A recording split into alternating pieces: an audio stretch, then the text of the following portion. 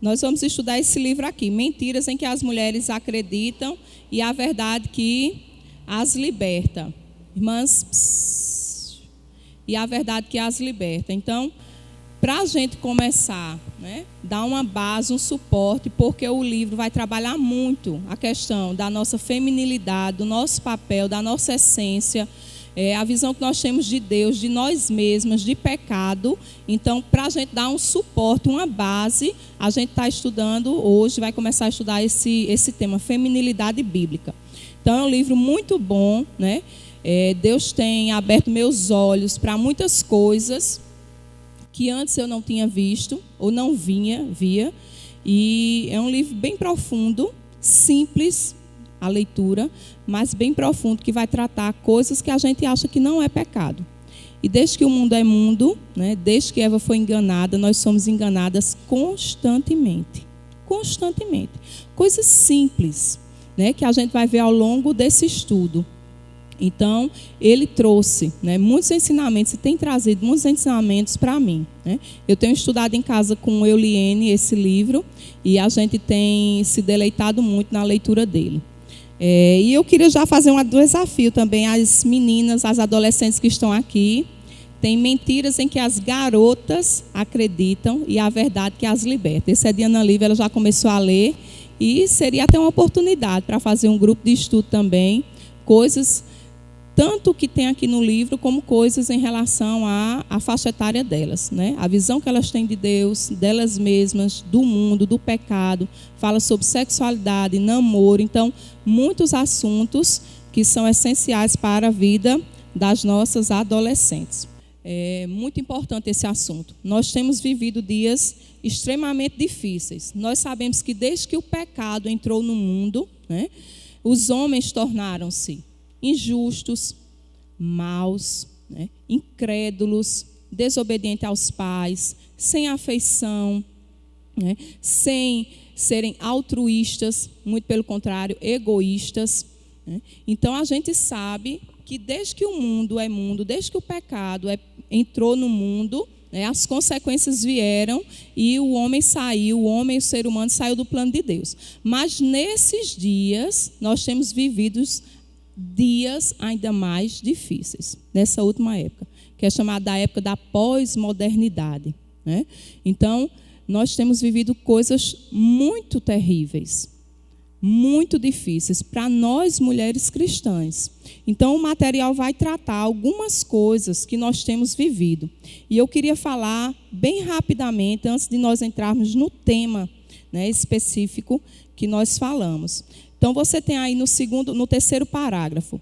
Hoje nós vivemos num mundo do relativismo, do hedonismo, desestruturação da família tradicional, do feminismo, da ideologia de gênero.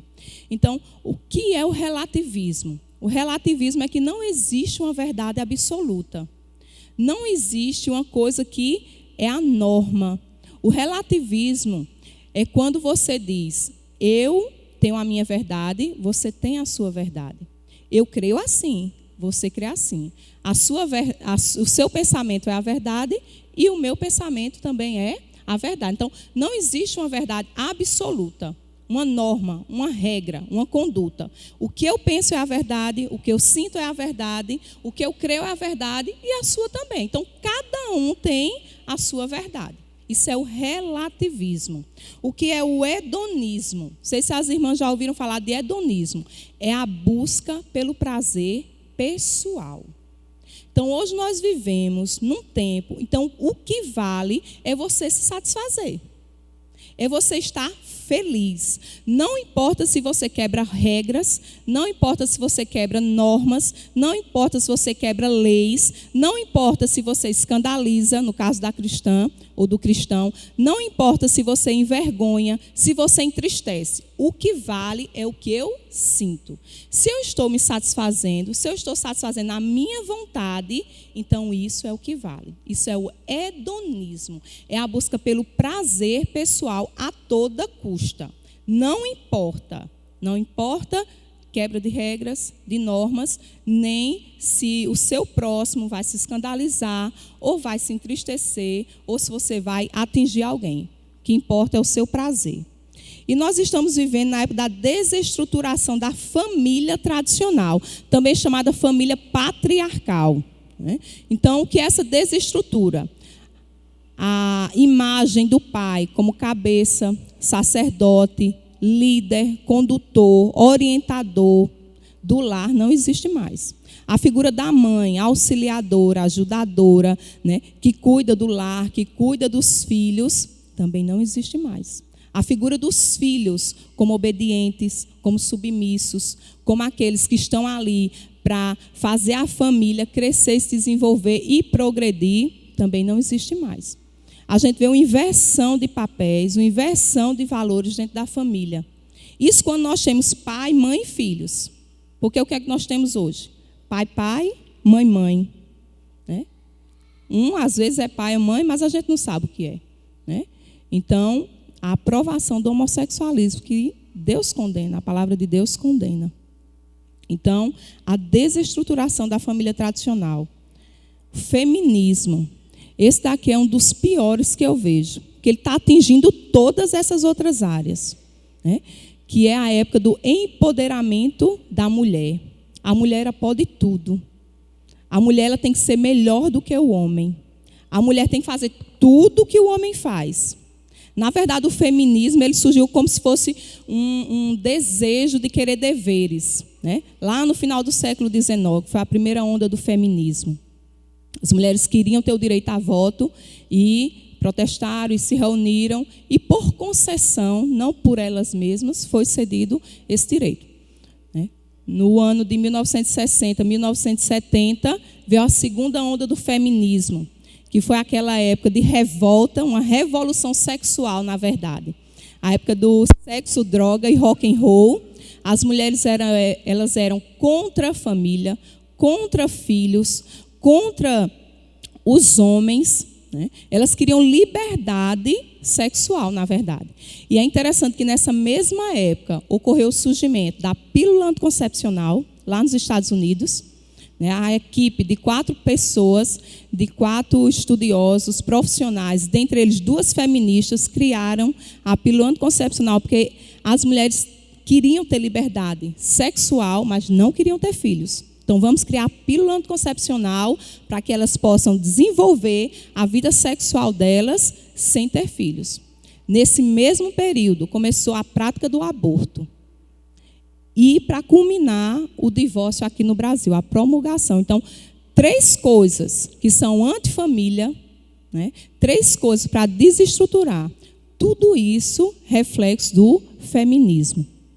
Então, nós estamos vivendo a terceira onda do feminismo, né? Que é a mulher quer ser igual ao homem, mas não no que ele tem de melhor, no que ele tem de pior.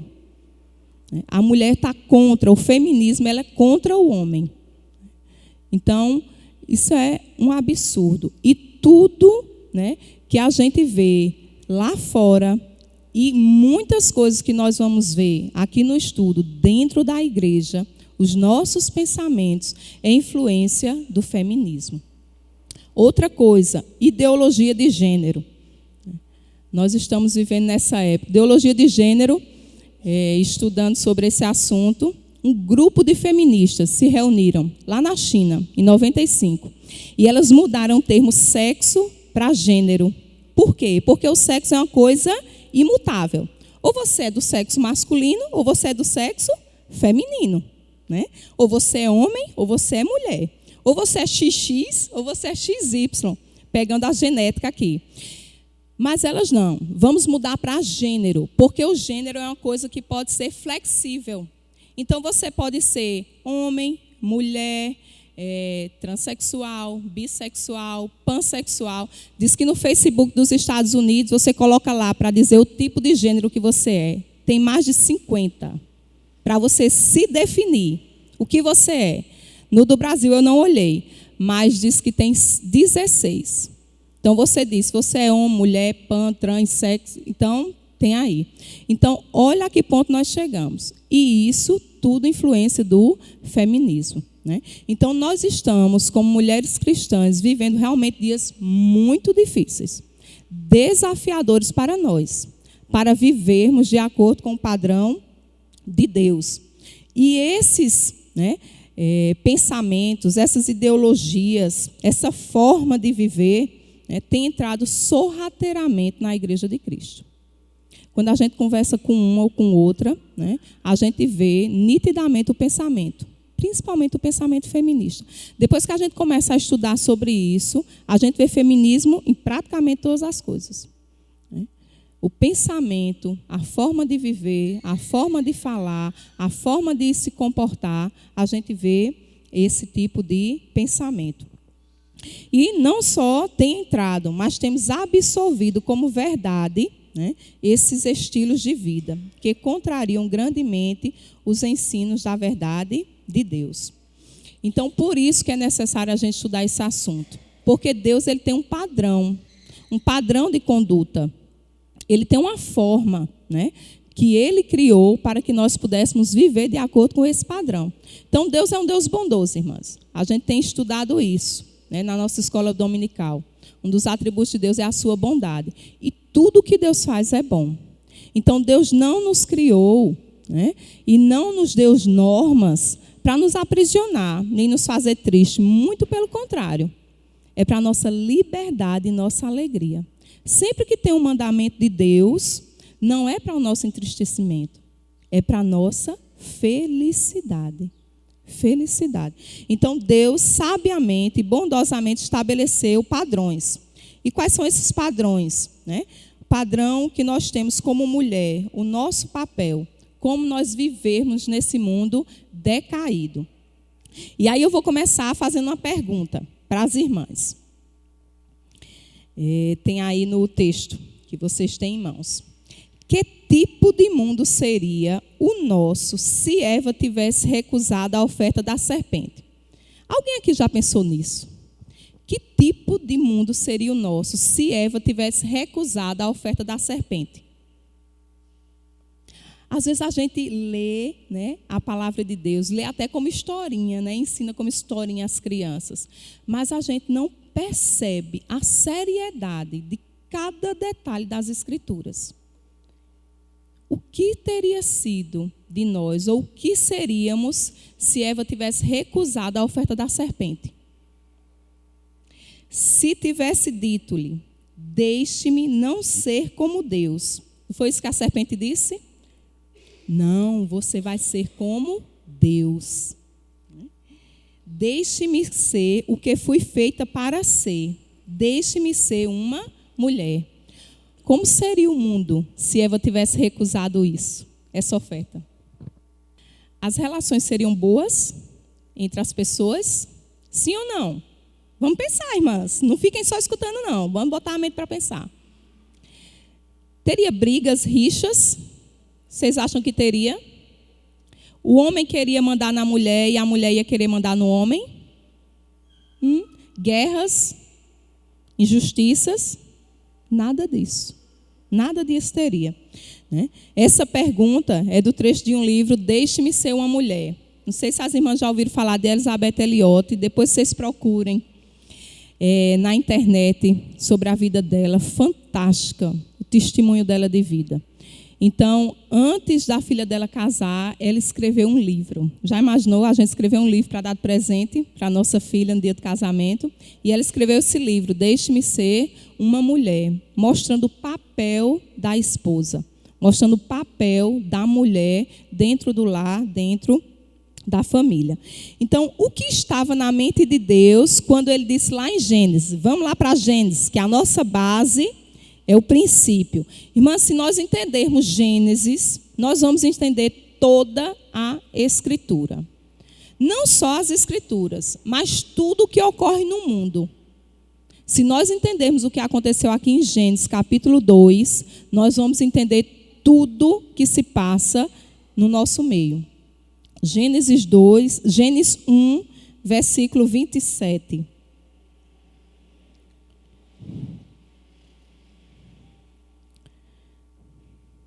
O que estava na mente de Deus quando ele disse: criou Deus, pois, o homem à sua imagem. A imagem de Deus o criou. Homem e mulher os criou. Qual o padrão definido por Deus para descrever uma mulher? E aí, se a gente for para o dicionário, né, falar de mulher, falar de feminilidade. Por isso, às vezes, a gente escuta, o que é feminilidade bíblica? Nada mais é do que exercer o seu papel, o que é uma mulher bíblica. Né? Porque mulher fala de feminilidade, feminilidade fala de mulher. Então, de acordo com o dicionário, se você for lá procurar, diz assim, é a qualidade ou caráter de mulher. Atitude feminina. É o conjunto de atributos, comportamentos, ficou comportamento aí na folhinha. Se vocês quiserem alterar, quem tiver caneta, comportamentos e papéis associados ficou às meninas e às mulheres. Então, isso é feminilidade. E feminilidade bíblica, o que é? É o padrão estabelecido por Deus para descrever a natureza, o caráter, a conduta e o ofício da mulher. Isso é feminilidade bíblica. Se você quer definir uma mulher, né, o que é feminilidade, de acordo com as Escrituras, de acordo com o padrão de Deus, de acordo com a vontade de Deus, é esse. É o padrão que Ele mesmo estabeleceu.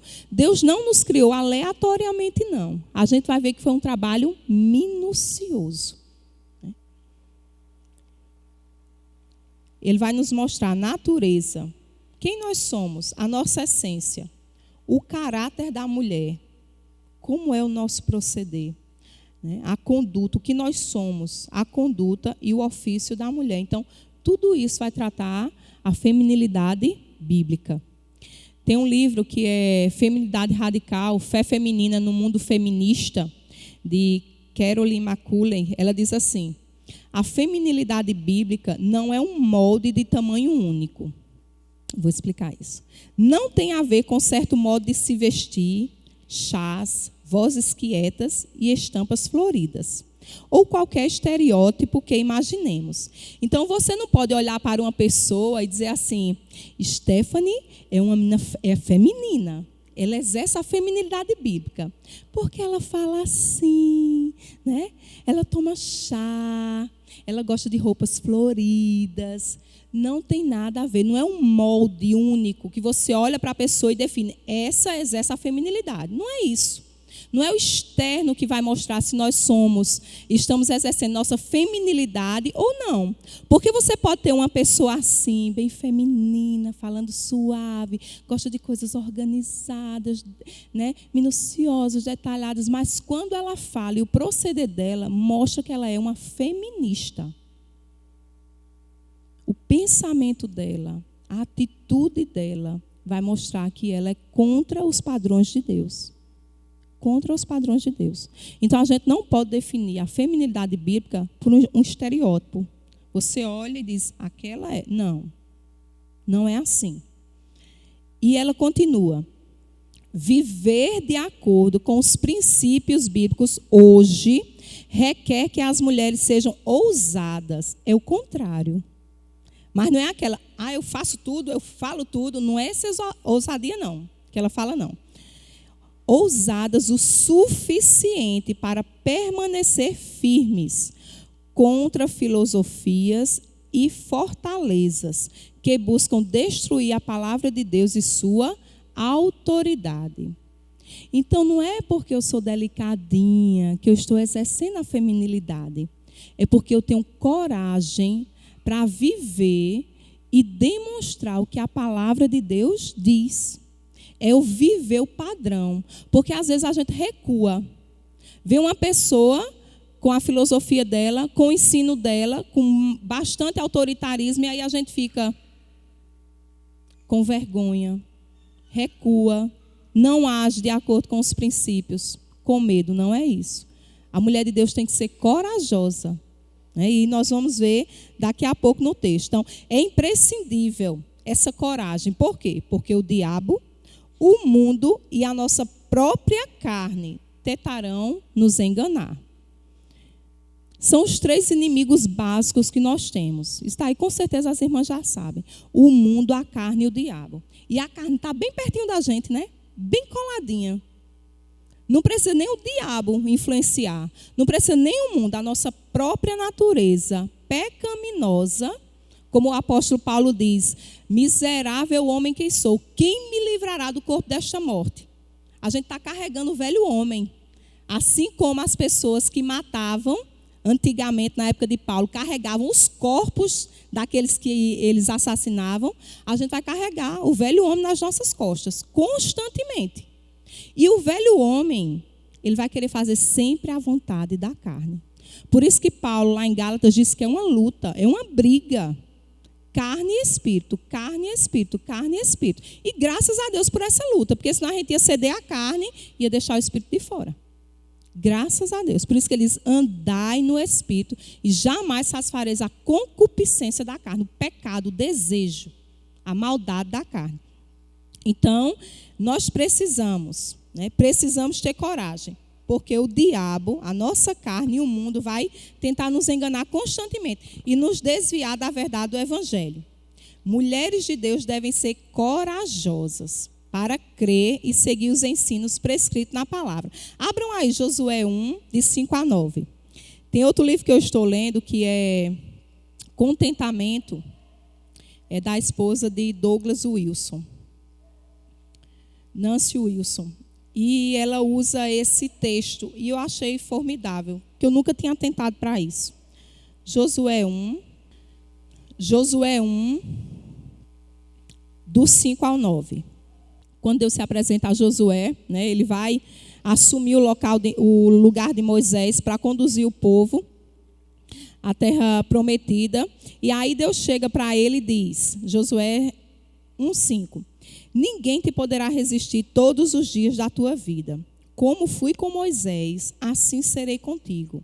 Olha a promessa, não te deixarei nem te desampararei. Aí ele dá uma ordem. Qual é a ordem? Ser forte e corajoso, porque tu farás este povo herdar a terra que sob juramento prometi dar a seus pais. Tão somente, de novo, ser forte e muito corajoso, para teres o cuidado de fazer segundo toda a lei que meu servo Moisés te ordenou. Então, para a gente ser forte e corajoso, o que é a coragem aqui? Fazer segundo toda a lei que o servo Moisés ordenou. Dela não te desvies, nem para a direita, nem para a esquerda, para que sejas bem-sucedido por onde quer que andares. Não cesses de falar deste livro da lei, antes medita nele dia e noite, para que tenhas cuidado de fazer segundo tudo quanto nele está escrito. Então farás prosperar o teu caminho e serás bem-sucedido. Não te mandei eu? De novo, ser forte e corajoso. Não temas nem te espantes, porque o Senhor teu Deus é contigo por onde quer que andares. Isso é promessa para nós também, que somos servos de Deus, que somos servas de Deus. Deus diz, ser forte e corajosa. Não te mandei eu, vá. A gente pode não ter a missão de guiar o povo no deserto, mas a gente tem a missão de anunciar a palavra de Deus, de viver a palavra de Deus. E Ele manda que nós sejamos fortes e corajosas. Guardar a palavra de Deus, meditar nela dia e noite, para que a gente seja próspera. Não é financeiramente, é espiritualmente. Porque o meditar na palavra de Deus vai fazer a gente conseguir vencer o pecado, conseguir vencer as tentações, que são constantes, o tempo todo. O tempo todo. Então, nós devemos ser fortes e corajosas. Tiago 1:25. Mas aquele que considera atentamente na lei perfeita, lei da liberdade, olhe que a palavra de Deus, ela não escraviza, o contrário, ela liberta. E nela persevera, não sendo ouvinte negligente, mas operoso praticante, esse será bem-aventurado no que realizar. Então, nós devemos estar atentas aos ensinamentos da palavra. Essa palavra que é vida, que é verdade, que é liberdade. E o livro vai falar muito sobre isso, que é essa verdade que nos liberta. É essa verdade, a palavra de Deus que nos liberta se nós estudarmos e colocarmos em prática. Então, seguindo um estudo, aí na outra folhinha. E essa ousadia é fundamental. Porque Carolyn continua lá no livro, dizendo: o feminismo alterou profundamente o conceito em nossa cultura do que significa ser uma mulher. alterou profundamente. Tem uma papista do feminismo, que é Simone de Beauvoir. Ela diz que não se nasce uma mulher, torna-se uma mulher. Já ouviram isso? Não se nasce uma mulher, torna-se uma mulher. E aí a gente vai absorvendo os conceitos do feminismo, né? Ser uma mulher para o mundo é ter uma independência financeira. Não é isso que a gente vê? O que é ser uma mulher? Você presta atenção. Quando a gente perguntar a uma criança, e eu já fiz muito essa pergunta, o que é que você quer ser quando crescer? Aí a menina vai dizer, eu quero ser médica. Aí eu quero ser advogada. Lá em casa todas as já tem profissão. Eu quero ser isso, eu quero ser isso, eu quero ser aquilo. A gente define uma mulher pelo que ela vai ser. Não é o que ela é em essência. Eu não estou dizendo que a gente não deve ter uma profissão. Eu tenho uma profissão, né? Eu sou bióloga, eu sou professora.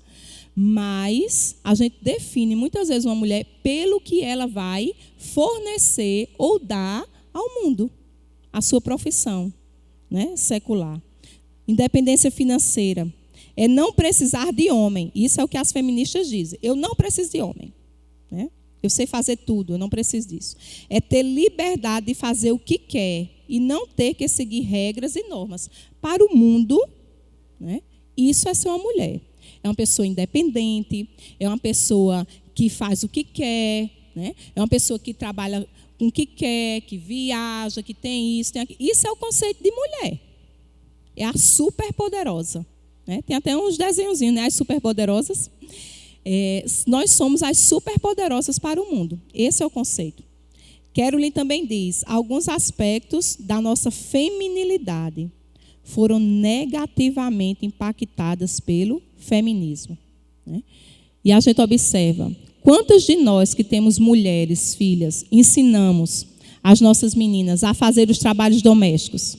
Isso não quer dizer que elas tenham, quando crescer, sejam só donas de casa. Mas muitas vezes a gente não ensina. Arrumar o quarto, que é prioridade. Acordou, tem que arrumar o quarto, forra a cama. Faça uma comida. Lave suas roupas íntimas. Passa uma vassoura na casa, um pano. A gente não ensina mais. Por quê? Ela não tem tempo não, porque ela está aí estudando. Ela precisa estudar, porque ela vai ter prova, porque ela vai fazer Enem, porque está na faculdade, está no mestrado, está no doutorado, não pode fazer mais nada de casa. Por quê? Porque nós estamos criando nossas filhas para um mundo feminista, que elas têm que produzir lá fora e não lá dentro. E Tito 2 fala exatamente o contrário. Né, Aline? A gente viu? Exatamente o contrário. Romanos 12, 2. E não vos conformeis com este século, mas transformai-vos pela renovação da vossa mente, para que experimenteis qual seja a boa, agradável e perfeita vontade de Deus. Tomar a forma, entrar no esquema do mundo. Essa palavra conformar é entrar no esquema do século, né, no original. Então é a gente entrar no esquema. Infelizmente temos entrado jovens, até esqueci de falar, né? Esse estudo não é para mulheres casadas, é para essa pequena que está aqui, para ela entender o que ela é diante de Deus, qual a conduta que ela deve ter, qual o papel que ela deve ter e o que ela é em essência, né? Jovens, adolescentes, né? Então, é exatamente isso, Francilda. Então, vamos ver aqui. Exemplo, as moças são criadas para o estudo e profissão, com o seguinte objetivo: estudem e tenham o seu próprio emprego, para não dependerem de homem algum. Já ouviram essa frase? Estudem e tenham a sua independência financeira, para vocês não dependerem de homem nenhum. Porque homem é hoje, amanhã não é. Isso é reflexo do feminismo. Infelizmente é. Mais uma vez eu quero avisar, né? Não sou contra quem trabalha. Graças a Deus, porque minha mãe um dia trabalhou, se formou e foi praticamente quem sustentou a casa. Né? Agora, tem prioridades. Existem épocas e épocas, certo? E tem as prioridades, nós vamos ver isso. E mais, os filhos são empecilhos para a liberdade da mulher. Não, né? Eu quero aproveitar minha vida e desempenhar bem minha carreira. Então, isso é reflexo do feminismo. não querer ter filhos. Quantos casais casam, passam 10, 12 anos porque não querem aproveitar a vida juntos? E a família? O que é família? É homem e mulher só viajando para Disney, para Londres, para não sei para onde, para Cabaceiras, né? Porque eu fui lá tão longe, né? Mas a gente pode vir para Cabaceiras também. Não é isso, não. Esse não é o propósito de Deus. Não é o propósito de Deus. Portanto, vejamos o que Deus planejou para nós mulheres, né? Qual é a nossa essência, irmãs? Rayane, sua essência, você vai ver agora, para que Deus lhe criou. Qual foi o propósito que Deus lhe criou? Então, nós lemos lá no relato de Gênesis que Deus criou todas as coisas, né? Haja isso, e houve, e viu Deus que era bom, né? É uma musiquinha. E haja isso, houve isso, e Deus viu que era bom. Então, depois que Deus criou todas as coisas, né? Pela palavra do seu poder, Ele fez depois homem e mulher. Né? Homem e mulher de forma diferenciada, de forma singular, de forma diferente. Ele não disse mais, haja homem, haja mulher, produza da terra o homem. Foi assim que Deus disse? Não. Houve um acordo entre as outras duas pessoas da Trindade. Eles conversaram e decidiram juntos formar homem e mulher. De forma que a gente já tirou a lição. Somos totalmente diferentes dos animais. Por favor, não chame animal de filho. Ele não é seu filho, por mais que você goste dele, seja coisinha fofinha. Ele não é seu filho porque você não é um dog. Você não é um cachorro. Você é ser humano. Outra lição que nós tiramos, né? Nós não somos animais racionais. A biologia ensina isso e vocês que são pequenos já aprendem isso na escola. Nós somos animais racionais, os seres humanos. Não somos animais racionais. Deus criou todos os animais, depois criou homem e mulher, a sua imagem e semelhança. Por mais que nós sejamos colocados no mesmo padrão, né, da classe animalia lá, né, nós não somos um animal. Nós somos seres humanos, à imagem e semelhança de Deus. Então Deus disse, né? Vamos criar a Trindade, criar o homem segundo a imagem e semelhança de Deus. Aí no terceiro parágrafo desse primeiro ponto, a natureza da mulher, Gênesis 1, 26, 27. Vamos abrir, né, irmãs? Ler, porque só Islene falando, o que vale é a palavra. Apesar de que eu estou falando de acordo com a palavra. Gênesis 1, 26, 27.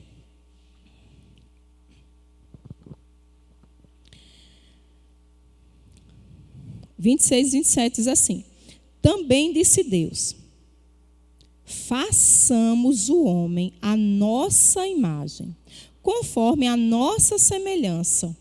Tenha ele domínio sobre os peixes do mar, sobre as aves dos céus, sobre os animais domésticos, sobre toda a terra e sobre todos os répteis que rastejam pela terra. Aqui é o que é chamado de mandato cultural.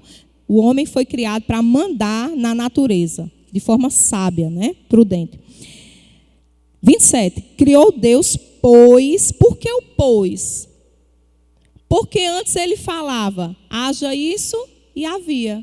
Agora ele está criando o homem segundo o quê? A sua imagem, a imagem de Deus o criou. Homem e mulher os criou. Então Deus criou o homem e a mulher de forma singular, especial, diferenciada dos outros seres criados, dos animais, das plantas, do sol, da lua. Então, diferentemente. Tem uma citação do pastor Paulo Anglada, que até faleceu esse ano, né? Grande servo do Senhor, escritor e pregador. Eu não botei que era ele porque ele cita o Catecismo de Westminster no livro. Então, ia ficar muito grande a citação. Mas essa citação aqui, acompanha aí. Isso quer dizer que, terceiro parágrafo, também observamos que a homem e mulher foram criados à imagem e semelhança da Trindade. A nossa imagem e semelhança. O que é que isso quer dizer? Essa citação aqui é do livro Imago Dei, certo? De pastor Paulo Anglada.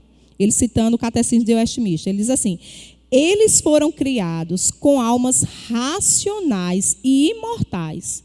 Nós fomos criados com razão e para não morrermos. certo?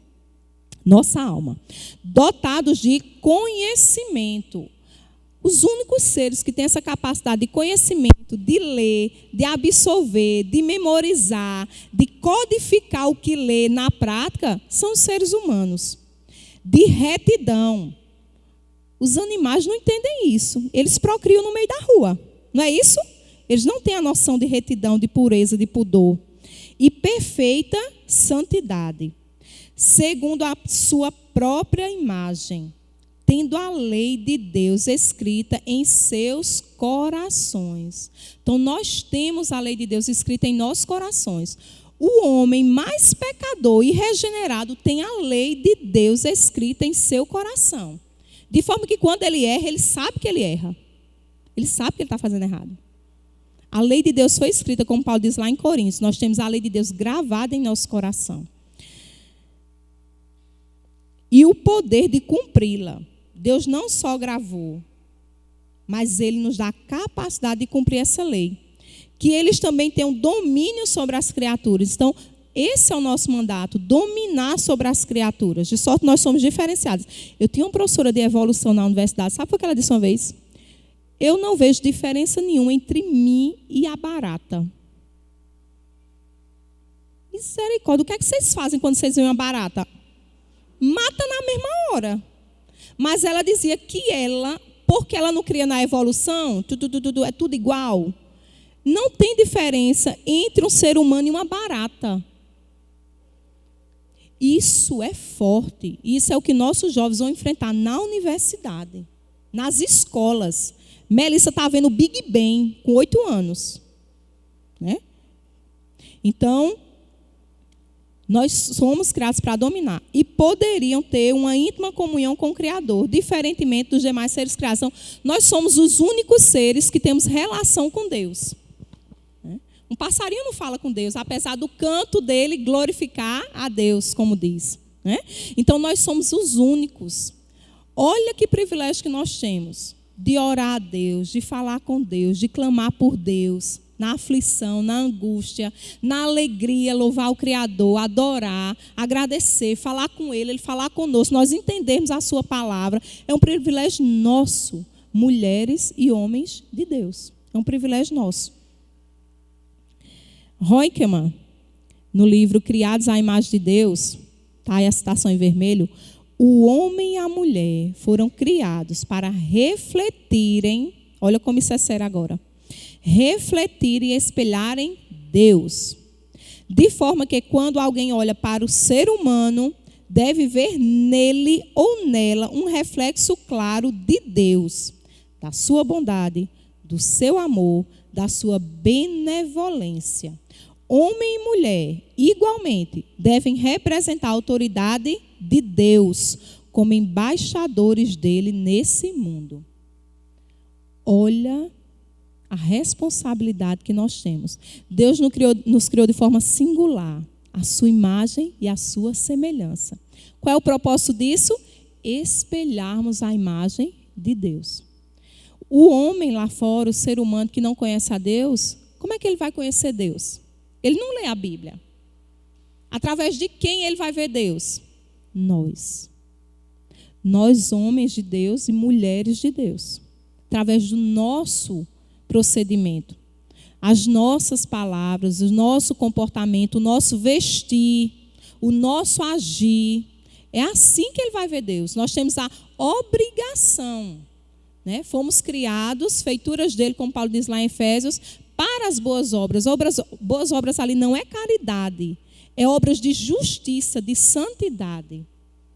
Então Deus nos criou para isso, para espelharmos a sua santidade, a sua bondade, a sua benevolência e todos os atributos que são os atributos visíveis dele, para que as pessoas vejam Cristo em nós. Somos embaixador.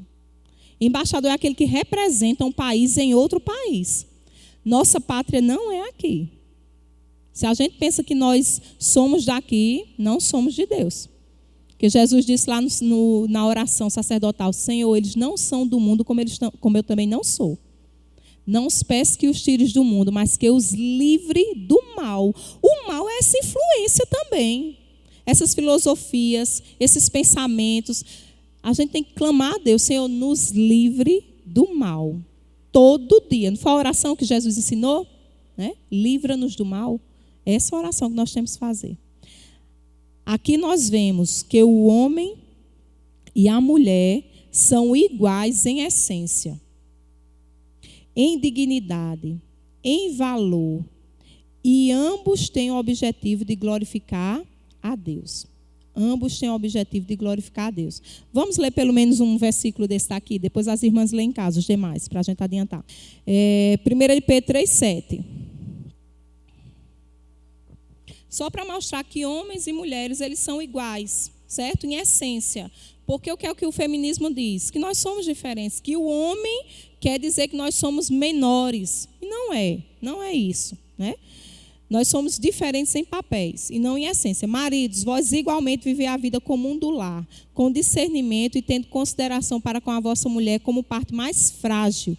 Tratai-a com dignidade, porque sois juntamente herdeiros da mesma graça de vida, para que não se interrompam as vossas orações. Então, homens e mulheres são herdeiros da mesma graça de vida. Então, não há diferença na essência. Fomos criados segundo a imagem de Deus. Ela está falando aqui que a mulher, ela foi criada por Deus, de acordo com o pastor John Piper, para representar a noiva. A gente vai falar até mais na frente disso, né? Que o casamento representa o casamento de Cristo com a igreja.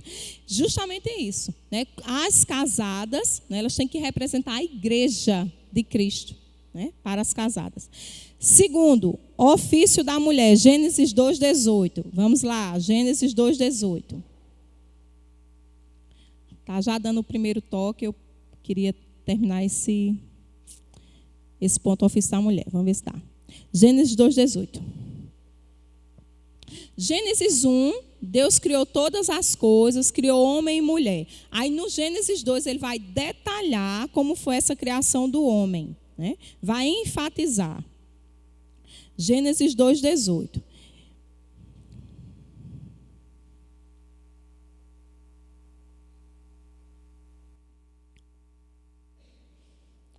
Depois da criação do homem, né, do pó da terra, Deus moldou o barro, soprou o fôlego de vida, e aí o homem passou a ser alma vivente, de forma que nós não somos um corpo com alma, mas uma alma num corpo, né? Disse mais o Senhor Deus: não é bom que o homem esteja só. Far-lhe-ei uma auxiliadora que lhe seja idônea. A primeira vez que Deus fala uma coisa negativa é com relação à mulher. Não dela em si, mas da não existência dela. Tudo que Deus fez, ele disse, e foi bom, e foi bom, e foi bom. Aí Deus olhou para Adão, viu Adão lá no jardim, cultivando, guardando a terra, mas ele estava sozinho. Não podia conversar com elefante, né? Com girafa, ou com passarinho, ou com pato, compartilhar os pensamentos, os sentimentos, os desejos, os anseios. Anseio não, que ele não tinha anseio, né? O pecado não tinha entrado no mundo. Mas o prazer, né? Louvar a Deus junto com os animais, com as plantas. Isso não existia, né? Ninguém compartilha, por mais que gostem de animais, mas eles não vão entender isso. E aí Deus disse, não é bom que o homem esteja só. Far-lhe-ei uma auxiliadora que ele seja idônea. Né? Então, nesse texto aqui, a gente vê o cuidado de Deus para com Adão. Adão não teve participação nenhuma. Simplesmente Deus viu a necessidade do homem. Né? Viu que ele estava só e precisava de uma companheira. E aqui o termo, né, auxiliadora. Esse termo é tão importante. Né? Esse termo é tão forte que às vezes a gente pensa que auxiliadora é uma coisa pequena. Vai fazer um concurso para quê? Auxiliar de enfermagem. Auxiliar, por que não faz de enfermagem? Auxiliar de escritório. Auxiliar. Isso não quer dizer que seja menor, não, o papel. Muito pelo contrário. As pessoas imaginam a isso. Que o termo auxiliadora, por isso tem muita confusão no casamento e no mundo. Eu, auxiliadora? Jamais. Né? Eu tenho que ser aquela que está por cima. Não é isso. O termo no original é Ezer, ou Ezer, é no hebraico, eu não sei se é Ezer ou Ezer, mas é no sentido de ajudadora, adjuntora, aquela que vai dar suporte. É esse o termo de auxiliadora. E é um termo tão importante para nós. Então a gente vai sair daqui hoje dizendo assim: eu amo ser auxiliadora. Me chame de auxiliadora. Tem mulheres que têm o nome de auxiliadora mesmo, né? Eu amo ser auxiliadora. Sabe por quê? Porque Deus é o nosso auxiliador. O mesmo termo que Deus escreveu aqui, a mulher seja auxiliadora, é o termo que ele mesmo se define. A mesma palavra no original, Ezer, é o mesmo termo que ele usa para usar ele mesmo, para defini-lo. Deus é o nosso ajudador, é o nosso auxílio, é aquele que está ao nosso lado, nos dando suporte quando nós precisamos. Então é esse o nosso primeiro ofício. Não importa se eu sou solteira, não importa se eu sou casada. Está na nossa essência auxiliar. Por que que antes, basicamente, as professoras de crianças eram mulheres? Não existia uma escola chamada escola normal. As irmãs se lembram? Toda mulher, basicamente, fazia o normal. Porque ia estudar, né? Mãe estudou. Ia ensinar os pequenos. Não eram os homens, não. Não é, Irailde? Normalmente eram as mulheres. As mulheres. Antes, hoje está bem diferenciado. Mas quem era a maioria dos enfermeiros? Mulheres. Cuidadores de idosos? Mulheres. Está na nossa essência. O que quer dizer o AF? União Auxiliadora Feminina. Nós estamos e fomos criados para auxiliar. Se eu não sou casada, eu auxilio a liderança da minha igreja. Auxilio os oficiais da minha igreja. Auxilio a minha família. Eu tenho um exemplo de uma família em Caruaru, um casal. Eles têm 3 meninas. Aí ela tem uma tia que não casou, solteira, 60 e poucos anos. Todo sábado ela vai dormir na casa desse casal. Sabe para quê? Para no outro dia preparar o café da manhã, para que minha amiga possa cuidar das filhas, organizá-las para levar para a escola dominical. É um papel de auxiliadora, sim ou não? Sim. Agora vamos ver um pouquinho antes. Abram aí, Salmo 27, 9. Diz assim, Salmo 27, 9. Não me escondas, Senhor, a tua face. Não rejeites com ira o teu servo. Tu és o meu auxílio, o meu Ezer. É a mesma palavra de auxiliadora de 2,18. Não me recuses, nem me desampares, ó Deus da minha salvação. E aí tem esses 2 textos, depois as irmãs leem, né?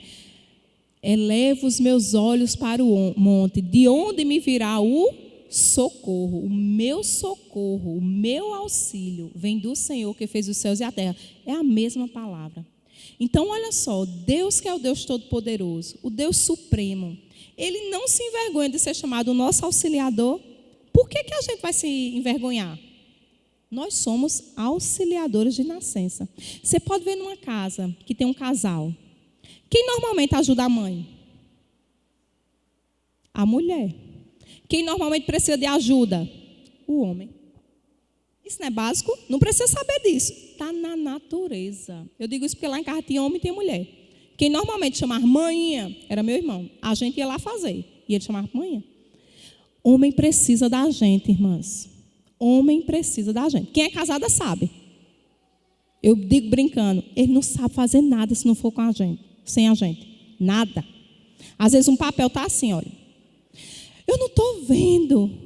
Onde é que está? Onde foi que eu coloquei? Eu digo porque foi o exemplo. Eu nunca me esqueci disso. O pastor procurando um negócio. E eu fui lá no escritório. Filho, eu não estou achando, não sei o quê.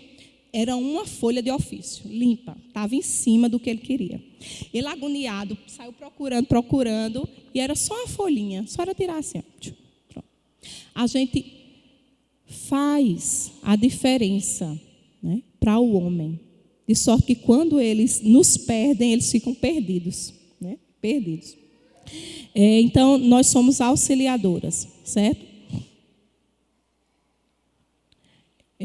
Eu queria que a gente lesse um texto aqui para as solteiras, né? Mas a mulher não seria apenas auxiliadora. Sim, antes disso, a mulher, na outra página, a mulher não seria apenas auxiliadora, mas auxiliadora idônea.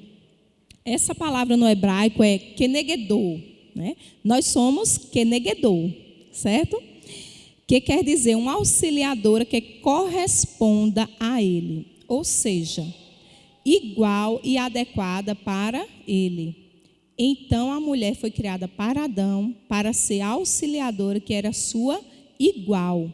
E que diferia dele, mas diferia de maneira que complementaria exatamente quem Adão era. Então não é porque nós somos menores do que o homem, inferiores ao homem, como o feminismo tenta colocar na nossa cabeça. Os homens querem ser superiores a nós, não deixemos. Não, não é isso não. Somos iguais em essência. O papel é que é diferente. Nós estamos para dar o suporte, né? Essa base, né, só está aqui, essa parte aqui só está aqui porque tem uma base. Nós somos a base que dá o suporte para eles. Como precisa de um toque feminino em casa, né, para os homens? Como precisa? O que faltaria nele, a auxiliadora complementaria. Vemos aqui nitidamente a diferença de atribuições. O homem, o esposo, é chamado para trabalhar, né? Por isso que ele diz do pó da terra, cultivar, né? Regar. A mulher, esposa, é chamada para o trabalho por meio do serviço a ele. De sorte que se você quer casar ou é casada e quer trabalhar separado do seu esposo, não vai dar certo, né? Eu tenho dito para as meninas que estão fazendo o estudo comigo, nossa prioridade é ele. É ele. Sempre ele, certo? Prioridade é ele. Exercemos o papel de auxiliadora quando compartilhamos das responsabilidades dos homens, respondendo à sua natureza com compreensão e amor, e cooperamos de todo o coração com ele, no exercício do plano de Deus. O pastor está ensinando para os homens qual é o papel deles. Não é fácil também não. Aliás, o papel deles é mais difícil do que o nosso. Pode ter certeza. É mais difícil do que o nosso. E o nosso é dar apoio, auxílio para que ele desenvolva o trabalho deles. Desenvolva o ministério deles como cabeça, como homem, como servos de Deus. Independente de sermos casadas ou não, jovens ou mais experientes, está em nossa natureza ajudar as pessoas, prestar-lhes socorro. Vamos ver bem rapidinho esse texto aqui de Atos. As irmãs depois leem os demais. Atos 9. Antes de abrir, enquanto vocês estão abrindo, lembra lá de Naamã? As irmãs lembram daquela história de Naamã, o leproso? Lembram da história lá de Reis? Tá, aqui é o último. Lembra que a mulher dele tinha uma serva? A serva era casada? Era uma menina. E o que foi que a menina fez? Era uma jovem. O texto primeiro disse que era uma menina, depois disse que era uma jovem. Ela disse, meu Senhor, se o Senhor conhecesse o profeta, né? Faria isso, ajudaria o Senhor a ficar curado. A menina, ela foi auxiliadora, eu me arrepio todinha. Ela foi ajudadora. Nenhum menino, nem homem ali disse assim, tem um profeta. Ela mostrou para a esposa que tinha um profeta que poderia curá-lo. E ele chegou lá para o senhor dele e disse, olha, tem uma jovem na minha casa que ela disse que se eu fosse lá no profeta e fizesse isso, isso e isso, eu ficaria curado. E assim se fez. Olha só, desde pequenininha, as meninas, elas estão na natureza auxiliar. Esse texto de Atos é um dos que eu mais gosto em termos de auxílio. Atos 9.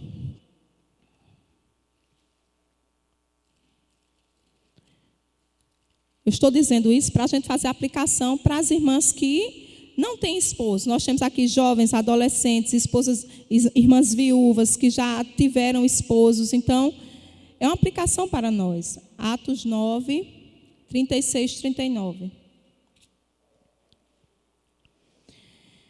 Havia em Jope uma discípula por nome Tabita, nome este que, traduzido, quer dizer Dorcas. Ela era notável pelas boas obras e esmolas que fazia.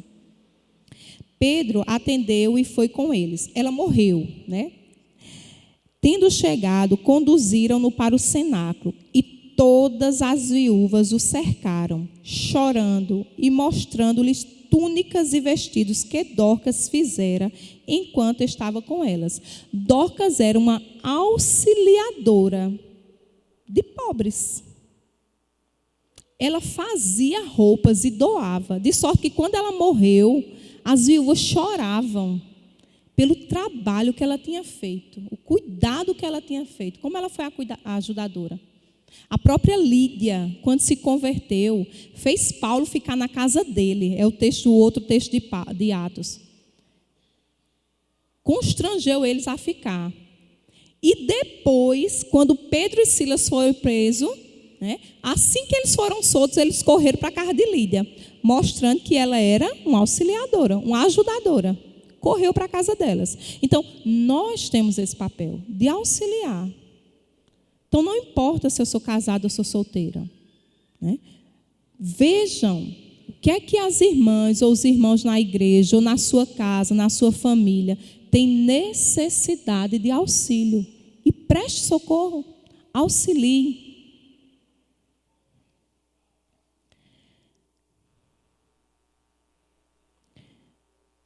Então, esse é o nosso papel, né? De sermos auxiliadoras. Lá em Romanos também fala desse auxílio. Vamos abrir aí, porque eu acho que não vai dar tempo da gente entrar no outro. Romanos 16, 1 e 2. A gente deixa esse ponto de mulher para o próximo, né?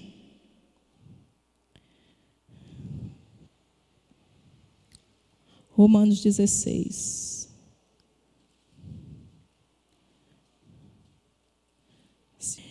Recomendo-vos a irmã Febe.